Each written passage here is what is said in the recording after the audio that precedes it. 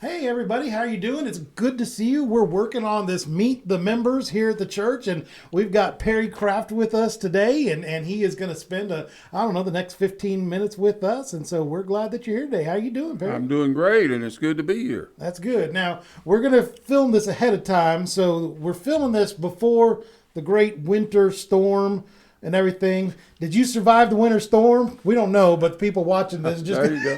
they're going to wonder, why didn't we talk about the snow? They are, yeah. But Like everybody in North Carolina, they're getting excited about all of this. yeah. Yeah, see, I've lived in two different places. In Oklahoma, a storm, I mean, they blow through fast because there's no mountains or trees. Right. And so it would blow through fast and there wouldn't be snow because any snow would get blown to Arkansas. So it was just the ice or the sleet. But then up north, you'd get like 2 days and it would snow. What's the weather going to be like? What do I need to know as a newbie here in North Carolina? Chances are you're going to get a lot of ice here, Yeah. more than snow.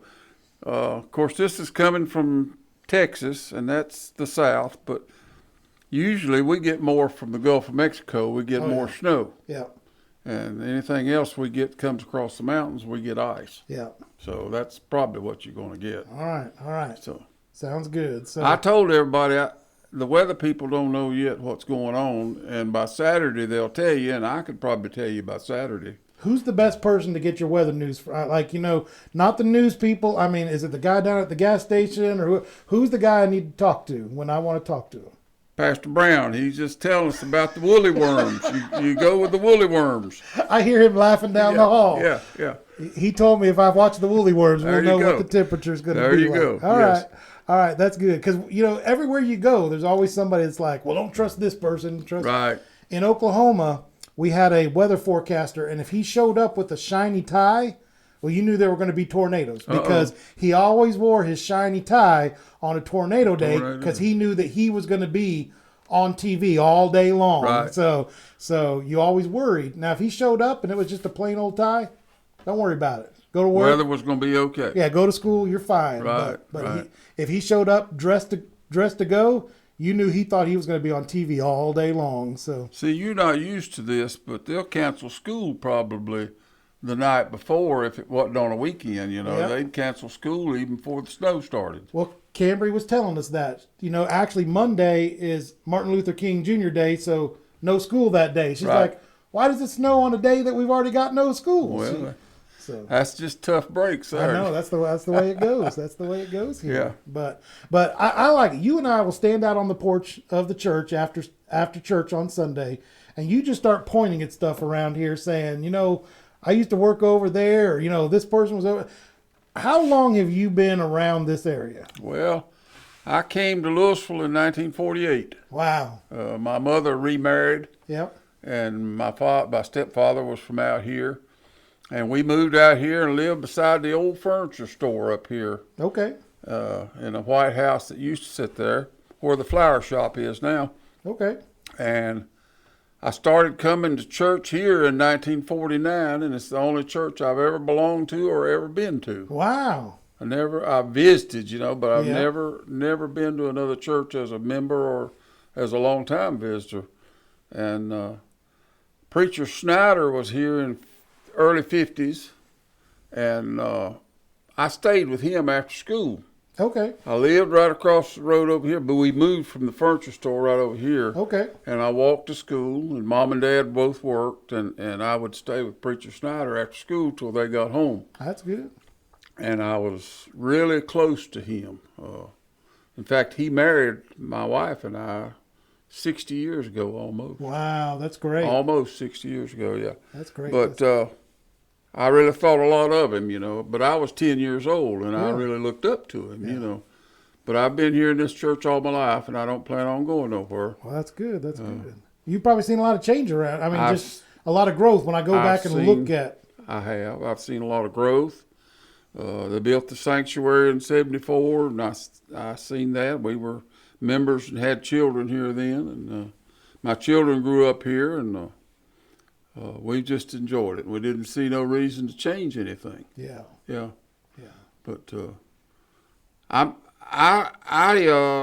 the changes have been a lot, some good, some bad. Yeah. But that's the way things go, You Yeah. just have to You just have to go with the flow. Yeah, I get that. I Yeah. understand that. I see those old pictures of the like we got a painting in the church that's going around. That's got like the three different sanctuaries of the church, and, Right. and I look at that transition, that one in '74 that they built, and the one before that, and I Right. always wonder what that one looked like inside. I know they like salvaged like one of the stained glass windows. It's in the They did. It's in They the did. foyer It's up out there? in the foyer. Yeah. Yeah. Yeah. And I was here when they bought the stained glass windows and put them in, and Oh, they wow. had the names on them at the bottom. You Oh, yeah. know. Yeah. Yeah. And Miss Lucy Redding's one that had that one. yeah. It's one that her and her husband put in. Okay. That her son donated it back to the church, Oh, that's great. and then we had it restored. Yeah, it's beautiful there. I mean, It it's got is. lighting behind it, and you can turn it. I love that. I think Yeah, it's great. it really is. Yeah, and I don't know, just the different sanctuaries. Now, I wasn't here when the first one was here. You Yeah. know, the one that burnt. Yeah. Don't remember it at all, but I was here with the second one, and then, like I say, I was here when they built the one in '74. And I was here when they built this new educational building, and Yeah. tore down the old one and built it, and That's where we are right now. that's where we are now. We're in one of the classes. We're turning it into a studio. We're not finished yet with it, but trying to make it a place. I mean, we're going to be talking. We do some of our vision stuff in the church. One of the things we're going to talk about. We're using this light theme, is being a spotlight in the marketplace. You know, back in the day, probably when you were younger here, when you would sit on that porch and show me where stuff was, Right. people used to gather at all those places. I mean, I hear stories of, you know, I met the woman I married down at the gas station because people. Well, now you don't meet people at the gas station. You pull up, slap your card, and you're off. Yeah. But people used to meet like right in the square, like right in front of the church, and it's where things happened in the town. Yeah. And that's not always the case anymore. Nowadays, everybody's locked in their car and they're so busy zooming all over the place. And I just wonder what was that downtown like when you guys were first here and building that church building. And When we came to Louisville, there was, the best I remember, there was probably 500 people in the yeah, limits of Louisville. It was very small. We had one mail carrier, one rural carrier, and he done it all. yeah, And that was Duran Stimson. yeah, And my dad, when he come out from the service after the war, he run a store right across the road where the BB&T is. It was Okay. a general store like place. They Yeah. carried anything from bologna to buckets and stuff, you know. And it was kind of like the store on the Waltons. yeah. You could yeah. get gas, oil, anything you wanted. Had the old type gas pumps that you could see the glass in them, and you pumped it up there and then you let it run down. That Those are kind of worth a thing. lot of money nowadays. Oh, I mean, yeah, people yeah. love having If- those. If you had some of them now, they're worth a lot. Yeah, There was a garage, the Reich's Garage, which is down in Louisville now. His daddy run a garage right beside of the store there where,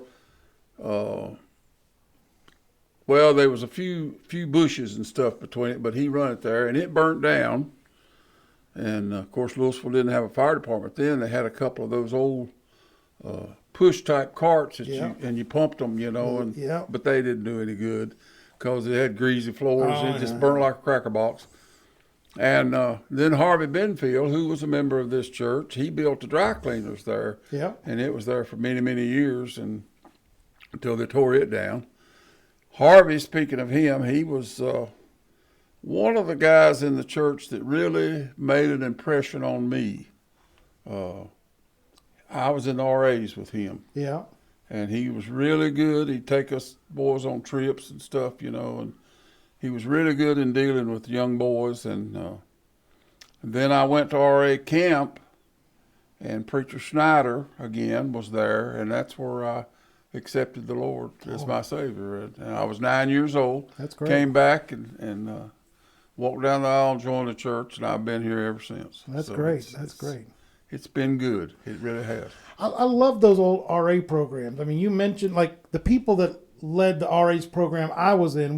My dad was in the military, and so we lived on the bases, and we went to whatever the closest Southern Baptist church was, and so a lot of those people that ran it were those military dads that Right. were that were a part of that. And I tell people all the time, now that I'm a pastor, it's like I think back to the people that really molded me the most.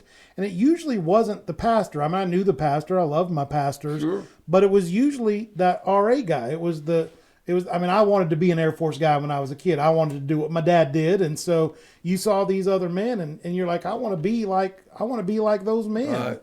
And because I wanted to be like those men, those were the people that maybe had that long lasting impact on me more than that pastor. Because as a kid, the pastor is way up here. Mm-hmm. But man, these are one of the guys I could grow up to be like that guy. Sure. Yeah. And he, there's several Bible verses that I remember as an RA that we had to learn and quote and stuff, and it's still there. Yeah. And I won't ever forget it. And of course, they had the GAs then, and they had what was the Sunday night program? You might remember it. Discipleship training is what we just No, called this it. was before that. I can't remember what they called it now, but it was another youth type program. Yeah. And we had it on Sunday night before preaching. And like I say, I lived, after we moved from over here next to Furniture Store, I lived right across the road. And every time the doors was open, I was here. Yeah. And this has always been a good place for me. Yeah. Growing up, it was the youth that I grew up with, and that kind of thing. Now it's the seniors Yeah. that I have. And, of course, most people know that almost 2 years ago, I had some surgery and had a rough time with it. There was 37 people from this church at the hospital sitting to wait to hear Oh, that's great. how my surgery went. You can't get that kind of stuff nowhere else. Yeah. And I don't know what people do without Yeah. friends from church, Christian friends. Yeah. I really don't. Yeah. If you got to go through anything, you need your friends to help you get through it. Yeah. Yeah, and that's a great testimony. I mean, Ivan was here earlier. Those of you watching, he did one on Thursday of last week, and he was talking about his Sunday school class that that even now, I mean, even a lot of them are going through that, going through sicknesses and other things, but they still make an effort to get together as often as possible in order to encourage each other and lift each other up, and that's invaluable. That's the bad thing about not having Sunday school during this time. Yeah. Is you really miss out on your good close friends. Yeah. And I mean, everybody in church is close to me, but Sunday school class is special. Yeah. Been there a long time. Know most all of them for a long time, and it's just been great. And I wouldn't take nothing for it. Yeah. No. I mean, it's one of the reasons, and when we first got here, that was one of the first things we wanted to open back up was Sunday school. Right. I tell people all the time, that's, you come and visit a church, and a lot of people do this. They'll come and they'll show up on Sunday morning and do the worship service and go home. Right. And they'll often talk about, well, that church, maybe it wasn't friendly or this or that. Well, you're coming 1 hour when your job is to sit in the chair and just watch somebody. But you come to Sunday school and you get to sit around with people and talk and tell your story. You fellowship with them, and then you have input into the class itself, and it's And we do a good job here. We've got 7 or 8 different Sunday school classes that are going, and so you can look around and find one that's going to meet where you are. If you're just we got 2 classes that are just for our men, 2 classes that are just for our women, and then we've got 3 classes that are for couples. And you can come and find a place where you're comfortable. Yeah, we've got a lot to offer. We're a little small right now, but we still got a lot to offer. Yeah. Good people. Yeah. And I think that's part of what that Sunday school lets you experience that you don't normally get, even, especially now when we have to be extra cautious and careful. There's not, that mingling around the church grounds, when it used to be, hey, today we're going to, after church, all go downstairs and eat a fellowship meal. And that used to be part of that way to get the whole church together. And we're just not there yet. When we get there, that'll help. But right now, get that one group, one group of people. I hope we get back to the Wednesday night suppers. I hope we get back. It's a job to get it together, but it's really good to see everybody sit down and enjoy a good meal and together. Yeah. And then go upstairs for the service. Yeah. There's so much value in that, and so yeah, I love doing that stuff, and it gives us a chance for, you know, people that normally don't get to sit down together, you know. Right. And I always try to tell people that, you know, go find somebody, you know, bring them into your group and just talk to them. You know, we had a building grounds committee meeting. You're not on the building grounds, but they were talking about we need to do some projects around, and it was funny because some of the things that they were saying were the exact same things that some of the group that's in my Sunday school class, which is more the young adults right now, they were saying the same thing. I'm like, you guys are saying the exact same thing, Right. but neither one knew that the other group cared about Right. that same thing. And I'm like, you know, that's where not having that fellowship, you know, where we miss out on people who have the same passion. And this was something like, hey, we need to make sure that the church and all of its areas are clean and presentable, because when visitors or guests or anybody shows up, you know, we want them to know that we care about the building, we care about the church. And I've heard both of them say it, like, you know, what can we do about it? Mm-hmm. And being able to go to that committee and say, let's get all of us together, let's pick a couple days and let's do it. Let's get some of that stuff going. And so that's encouraging to me now that we're getting those dialogues going. And I think that's, you know, part of what I'm trying to do with these dialogues, especially with those younger members, is I want them to be in the same space as Right. some of those guys that have been here for, you know, for years and years, so that they can know, you know, this building didn't show up here on accident. This No. was people that dedicated, that gave, that sacrificed to provide. And this is a wonderful space. We have space to grow, you know, double We what sure we're do. doing. We sure do. And so it's been a big blessing. Yeah, it's good, and I'm like you. I like to see things change a little bit and move forward. Yeah. And if I think that you and Pastor Brown can do that, I really do. Well, I hope so. I'm excited about it. There's, you know, so many things behind the scenes, but that's part of what I want this to be, is just Right. us sharing that. And I look forward to what God's got in store for us in the future. And I just appreciate you spending a little bit of time with us. I enjoy it. Yeah, I sure did. Well, that's good. It seemed, I tell them, you know, 15 minutes, and I'm looking at my watch. I'm like, we probably did more like 20, 25 minutes. We did, but, yeah. But it's pretty easy to get lost sometimes when you're talking. When And so you're I just- talking and something you enjoy talking about, yeah. and it's great. Yeah. Yes. Well, I want to encourage everybody that's watching. You find Perry in church, all right? And stand Yeah. on the porch, and he's going to tell you where all the fields he worked in were, and I can do that. it makes my back hurt just thinking about about all the work he did when he was out here. So I know he'd love doing that, and I enjoy doing that too. So Perry, thanks so much. You're quite welcome. You're quite welcome. I enjoyed it. All right. Well, you have a great day, and we will see you soon. You too. All right. And for those of us watching it next week, if we miss Sunday because of the storm, I hope you're safe. And if not, we're glad we saw you. So There you whichever go. one it is. All right. God bless you. I'll see y'all later.